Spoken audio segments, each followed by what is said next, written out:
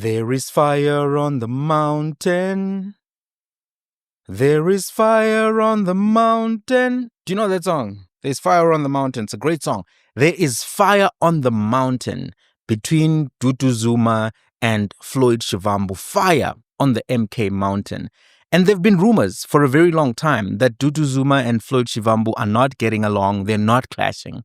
But that has been at the level of rumor, nothing that has been factually ascertainable and evidentially discernible. That has changed. That has changed. Dudu Zuma yesterday just went in on social media late last night. I was already sleeping. Late last night, she went in, and this is what she said about Floyd Shivambu. He is the worst thing that happened to MK Party. She called him Wena Mafigizolo, which means you arrived yesterday. Then she said, they will expel me tomorrow. It is well with my soul. Oksalayo, which means at the end of the day, bottom line, Floyd is useless. Those are very strong and terse words from Dudu Zuma. Not long thereafter, there was a media statement issued by the MK Party, or as the statement says, issued by the president of the MK Party, Jacob Zuma himself. Don't know whether it was issued by him. Behind the scenes in communications, people often will draft statements and post them on behalf of a leader. That leader may not have seen any of those statements because you have a communications team, you have a PR team.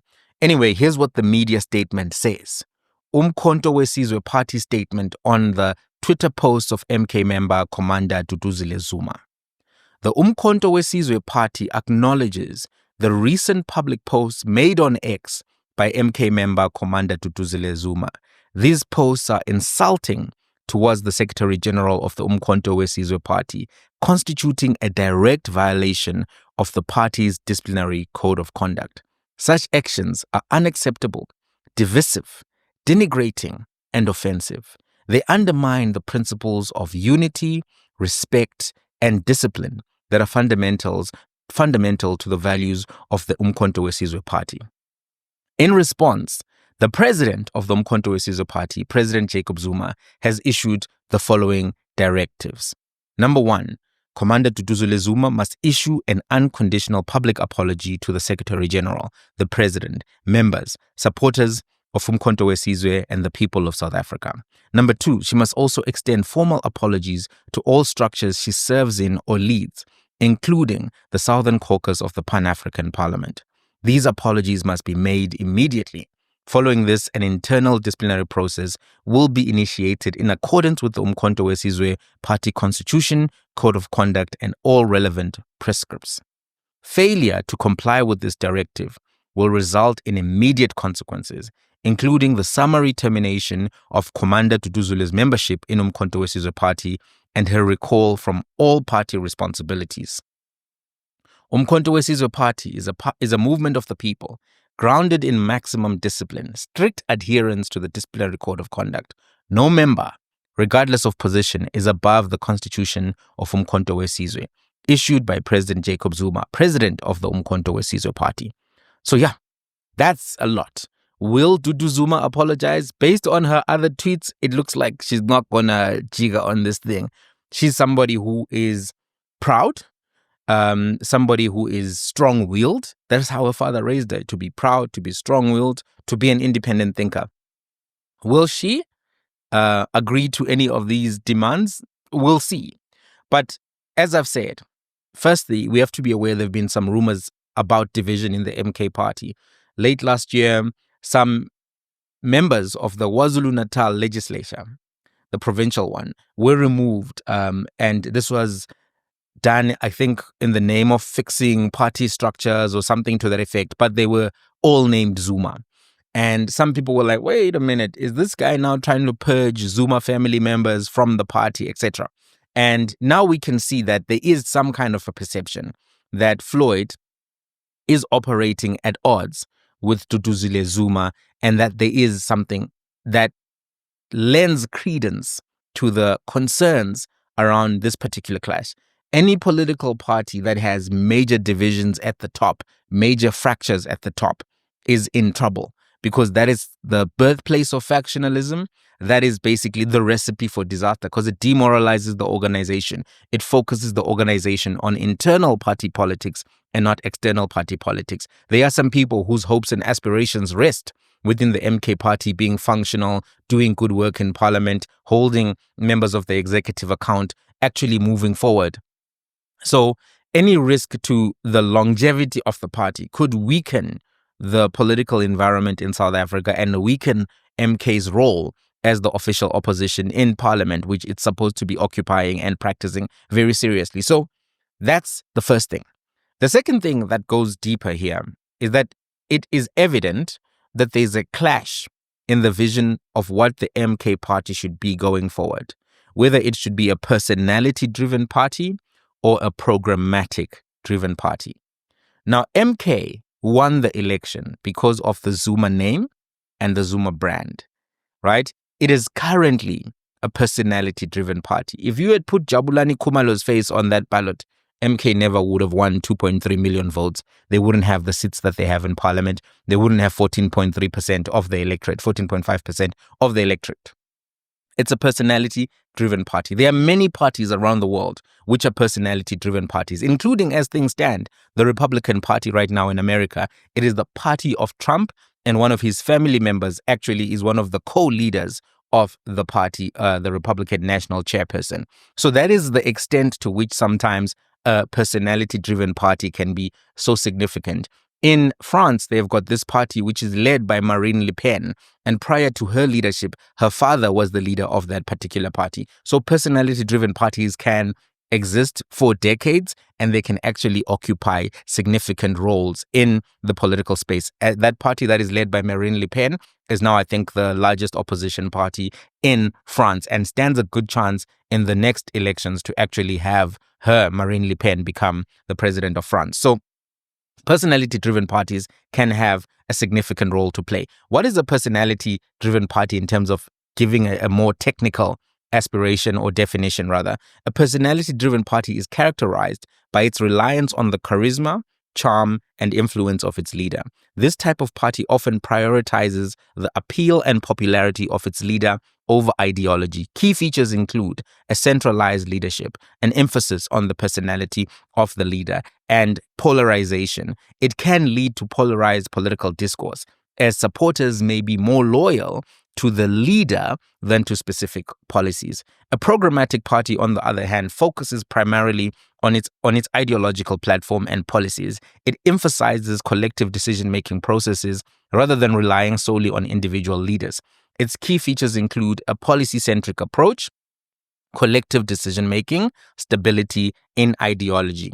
Now, Dudu Zuma, obviously, as a member of the Zuma family, somebody who deeply loves her father and has the trust of her father, is somebody who would prefer the personality model to be front and center.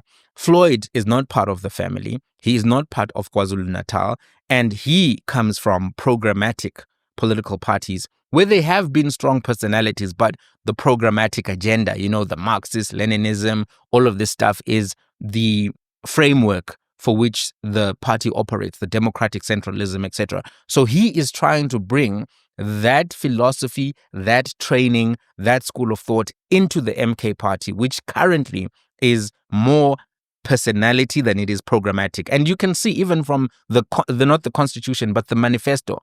It was a very thin manifesto, right?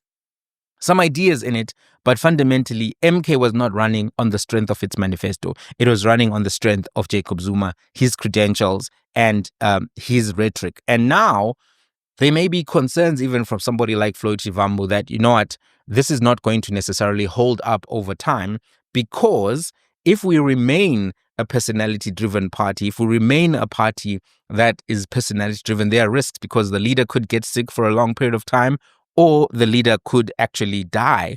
As people get older, the risk of death is particularly worrying. And then there's not necessarily a family member who maybe is viewed as being a perfect fit with the kind of gravitas that Jacob Zuma has in the South African political space. He's somebody who was in the trenches, I think in Morogoro in Tanzania, somebody who was involved in intelligence, somebody who grew and rose through the ranks of the ANC, built that cachet, obviously served as president for almost the whole period, 2 terms, although he was removed a little bit earlier than the end of his term. So the Zuma surname is a big surname, but you may be concerned as Floyd Shivambu, who says, I've come into this thing, I want to be in this thing, 2032, 2029, 2036, etc., etc. How am I going to be able to stay in this political entity if the leader dies and if we do not make it programmatic?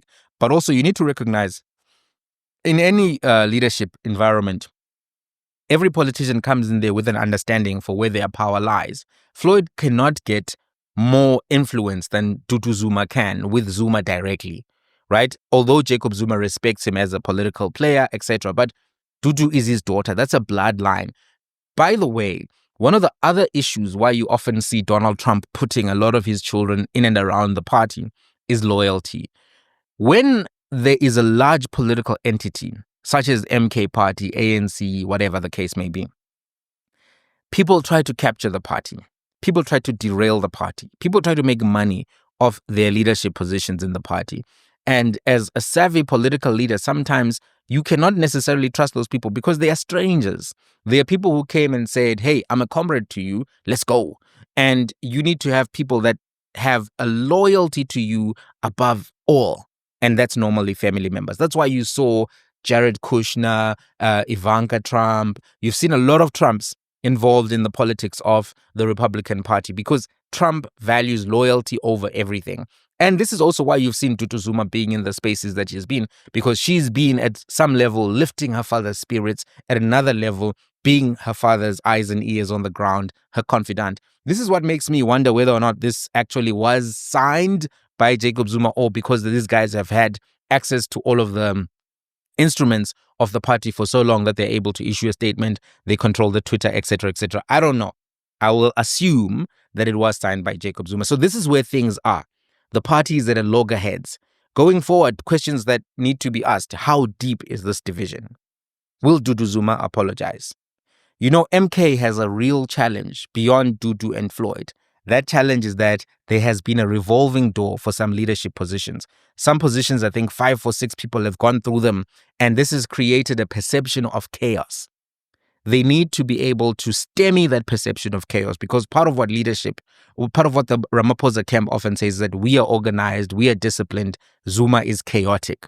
So they need to show that, no, the entity is not chaotic, the entity is well managed, partly because candidates are not going to come and run under your ticket if you're chaotic, if you're mismanaged, if you cannot raise funds and take care of their needs during their campaign.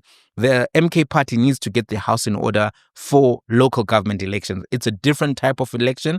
The leader's brand may help you, but you need to have a valuable player on the ground campaigning in that particular ward.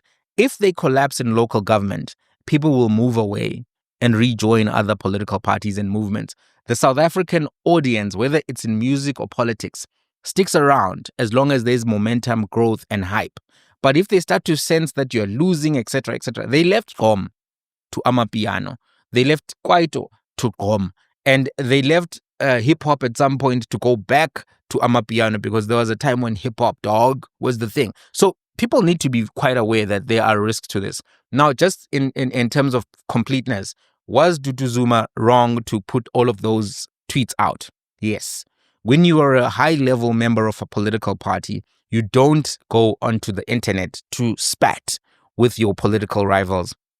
That is a recipe for disaster because you then bring those things to the attention of the country, of the general organization, of the media, of your opponents. She was out of line to do that. I want to direct it so that I'm complete. I don't want you to say one thing or the other, but I didn't cover this, although I do try to cover as much as I can.